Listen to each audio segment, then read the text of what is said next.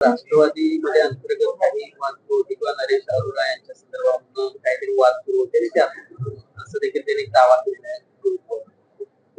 आहे. आमदार रोहित पवार यांनी मुंबईमध्ये आणि दिल्लीमध्ये 28 तारखेला झालेल्या आमचे नेते राज्याचे उपमुख्यमंत्री अजितदादा पवार यांच्या विमान अपघाताबद्दल काही प्रश्न उपस्थित केलेले आहेत आणि त्यांनी त्याच्यावर एक सखोल अभ्यास करून 2 दिवस त्यांनी एक प्रेझेंटेशन देण्याचा प्रयत्न केलेला आहे. आता त्याही वेळेला राज्याचे मुख्यमंत्र्यांनी सांगितलं होतं की लोकांच्या मनातल्या शंका या गेल्याच पाहिजेत आणि या ज्या शंका उपस्थित झालेल्या आहेत किंवा ज्याच्याबद्दल अनेक आक्षेप घेतले गेले आहेत त्याची सखोल चौकशी राज्य शासन करेल, केंद्र सरकार करेल आणि मला वाटते मुख्यमंत्र्यांनी अतिशय गांभीर्याने हा विषय घेतलेला आहे आणि त्याची चौकशी सुरू आहे. त्यांनी दावा केलेला आहे की अरोरा यांना जे काही कॉन्ट्रॅक्ट केले ते रद्द करण्यासंदर्भात आता वास्तविक रोहित पवारांना माझी विनंती आहे की त्यांचे चुलत्यांचा अपघात झालेला आहे, जसा त्यांना दुःख झालं त्याच्यापेक्षा आम्हालाही जास्त झालेला आहे. आम्हालाही त्याबद्दल काळजी आहे आणि आमच्याही मनामध्ये शंका आहेत त्या आम्ही मुख्यमंत्री मोदींच्याकडे व्यक्त केलेल्या आहेत. परंतु बाकीच्या ज्या गोष्टी आहेत त्या आमच्या पक्षातल्या अंतर्गत गोष्टी आहेत, त्यामध्ये रोहित पवारांनी मला वाटते कृपया भाग घेऊ नये. त्यांनी अजित पवारांच्या अपघाताबाबत जी आता माहिती दिलेली आहे त्याचा ते पाठपुरावा करतायत ते मला वाटतं एक त्याचा पुतण्या म्हणून त्यांची अस्वस्थता मी समजू शकतो. विरोधक तटकरेंना टार्गेट प्रफुल्लभाईंना टार्गेट करताना दिसतात. एक फाईलच्या निमित्तानं त्या दोघांचं नाव वारंवार घेतलं जातं. काका मला एक सांगा, त्यांची तटकरे साहेबांची, दादांची, तटकरे साहेबांची, प्रफुल्लभाईंची काही एकदा भेट झाली असेल काय, अनेक वेळा भेटी झाली असतील. प्रफुल्लभाई पटेल हे राष्ट्रवादी काँग्रेसचे पवार साहेबांच्या पासून कार्याध्यक्ष आहेत, आजही ते कार्याध्यक्ष आहेत आणि अजितदादांच्या नंतर ते आता एक प्रमुख आहेत. आता ज्यावेळेला राष्ट्रीय अध्यक्ष या सुनीतरावांना केलं जाईल त्यानंतर ते सुद्धा कार्याध्यक्ष राहणारच आहे. आता तटकरे साहेब प्रदेशाध्यक्ष आहेत. आता मला हेच समजत नाही, मी ज्या दिवशी मतदान होतं त्या दिवशी मी त्याचा खुलासा केला होता की हे 2 विलन कसे होऊ शकतात, त्यांना टार्गेट का केलं जातंय. जर प्रदेशाध्यक्ष सुनील तटकरेच असतील आणि तेच आमदारांची मिटिंग बोलण्यासाठी त्यांना अधिकार असेल तर त्याची चूक काय आहे. राष्ट्रीय अध्यक्ष म्हणून प्रफुल्लभाई पटेल हे मुख्यच असल्यामुळं ते उपस्थित असणं किंवा त्यांच्यावर असणं हे गैर काय आहे. आणि म्हणून एकंदरीत पवार साहेबापासून ही मंडळी तिथं आहेत, आजही ती होती. त्यामुळे विनाकारण त्यांना टार्गेट करण्याचा प्रयत्न ही मंडळी जी करतायत आणि आमच्या पक्षात अंतर्गत ते लुडबुड करतायत असं माझं मत आहे. दोन्ही राष्ट्रवादीच्या विलिनीकरणासंदर्भात मतप्रवाह दिसतात. आपल्यातले देखील काही सहकार्यांना वाटते की हे विलिनीकरण व्हावं. नाही बघा, आता विलिनीकरणाचा मुद्दा मी अनेक वेळा मांडलेला आहे की अजितदादा हे चर्चा करत होते, राष्ट्रवादी काँग्रेसचा कुठलाही नेता त्या चर्चेत नव्हता, त्यामुळं त्यांची चर्चा झाली नाही असा काय आमचा दावा नाही. आता सवाल काय की दादा गेल्यानंतर जी परिस्थिती बदललेली आहे, आता भारतीय जनता पक्षाला आपल्याला विश्वासात घ्यावं लागेल, त्यांचे याबद्दल मत काय आहे ते बघावं लागेल. त्याशिवाय आता सुनेत्रा वहिनी आणि त्यांचं कुटुंबीय त्यांना जे वाटतंय ते आता या आमच्या पक्षामध्ये होईल.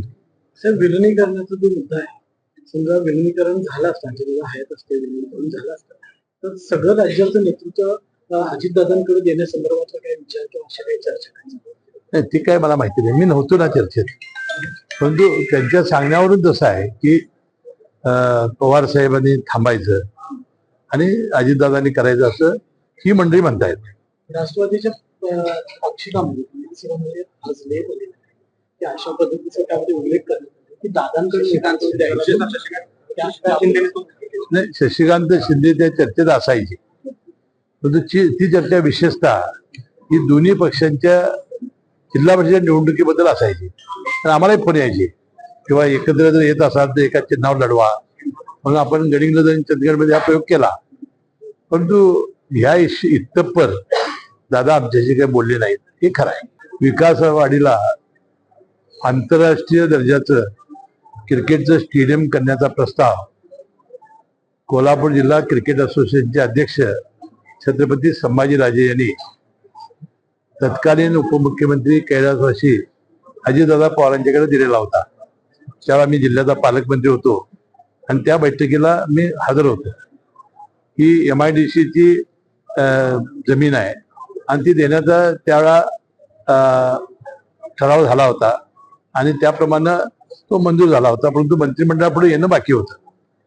आता मुख्यमंत्री महोदयांचं मी अतिशय मनपूर्वक आभारी आहे की त्यांनी त्या दिवशी 4 गोष्टी अजितदादा पवारांनी ज्या बैठका घेतल्या होत्या आणि अजितदादा पवार ज्यामध्ये जास्तीत जास्त त्यांना इंटरेस्ट होता अशा गोष्टी करून त्यांना एक आदरांजली वाहण्याचा प्रयत्न मंत्रिमंडळाच्या बैठकीत करण्यात आला.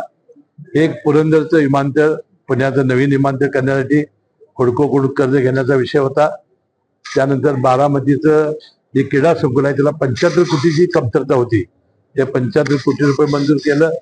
विकासवाडीचं आंतरराष्ट्रीय दर्जाचं क्रिकेटचं जे स्टेडियम होतं ते त्यांच्या काळात त्यांनी निर्णय घेतलेला होता, त्याची कारवाई करण्याचा प्रश्न असेल किंवा इंदापूरला जी शेती महामंडळाची जमीन होती ती MIDCला देऊन पुण्यामध्ये नवीन दुसरी MIDC, अशा एक 4-5 चांगल्या गोष्टी त्या दिवशी अजितदादा पवार यांच्या स्मरणात मुख्यमंत्री महोदयांनी करून एक चांगली आठवण आणि आदरांजली करण्याचा प्रयत्न केला. आणि त्यामध्ये कोल्हापूरचा एक नागरिक म्हणून तिथला एक लोकप्रतिनिधी मनपूर्वक आभारी आहे की हे आंतरराष्ट्रीय दर्जाचं स्टेडियम करण्यात आलं. आणि जिल्हा नियोजन मंडळाचा मी मनपूर्वक आभारी आहे की त्याला अजितदादाचं नाव देण्याचा ठराव त्यांनी केला. मला वाटते त्यासाठी आता एक BCCI ICCI या नामांकन त्यांचं जे नॉर्म्स आहेत त्याप्रमाणे हे स्टेडियम उभं राहिलं तर मला वाटते अतिशय एक दर्जेदार स्टेडियम उभं राहील आणि आपल्या क्रिकेटपटूंचं अनेक दिवसाची T20 अशा मॅचेस बघण्याचं स्वप्न आमच्या तरुणांचं पूर्ण होईल. पण या संदर्भात दादांचं नाव घेण्यासंदर्भात काय सांगणार? छत्रपती शिवाजी महाराजांचं किंवा सावरकरांचं नाव द्यावं? नाही, आता दादांचं नाव दिलेलं आहे.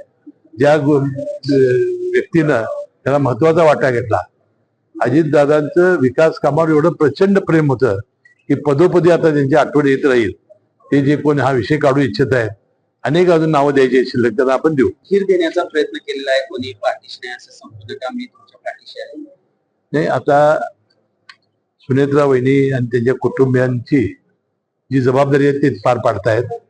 आमचा पक्ष एकसंघ ठेवणं, आमदारांना एकसंघ ठेवणं आणि राज्यभरातल्या सगळ्या राष्ट्रवादीच्या कार्यकर्त्यांना आणि देशभरातल्या राष्ट्रवादीच्या कार्यकर्त्यांना एक मनोधैर्य देणं किंवा तुम्ही पोरके नाहीत, आम्ही तुमच्या मागे आहोत ही जाणीव करून देण्याचा ते प्रयत्न करतायत.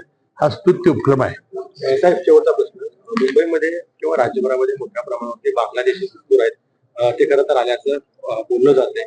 मुंबईमध्ये विशेषतः आता महापौर असतील किंवा इतर ज्या नगरसेवक असतील त्यांनी हा मुद्दा उपस्थित केला. काही दिवसांपूर्वी किरीट सोमय्यांनी देखील हा मुद्दा उपस्थित केला. त्याची काय मला माहिती